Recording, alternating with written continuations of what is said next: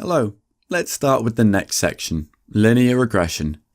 In this section, we will cover the basic solutions for understanding how TensorFlow works and how to access data for this course and additional resources. We will cover these areas. Now we move on to the first video of this section, using the matrix inverse method. In this video, we're going to solve two-dimensional linear regressions with the matrix inverse method and TensorFlow.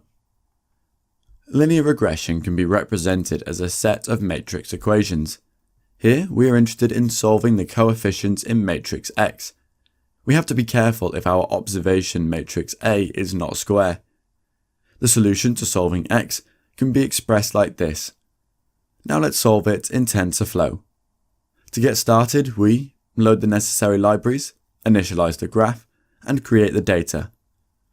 The X values will be a sequence of 100 evenly spaced values between 0 and 100. The Y values will fit to the line and add normal distributed error. Next, we create the matrices to use in the inverse method. We create the A matrix first, which will be a column of X data and a column of 1s.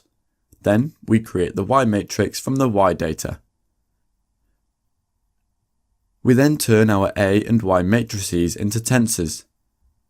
Now that we have our matrices set up, we can use TensorFlow to solve this via the matrix inverse method. We now extract the coefficients from the solution, the slope, and the y-intercept. Finally, print the solution, create a best fit line, and plot the results. You can see the data points and the best fit line obtained via the matrix inverse method. Now that we've implemented a direct solution for fitting a model to data, let's go move on to the next video.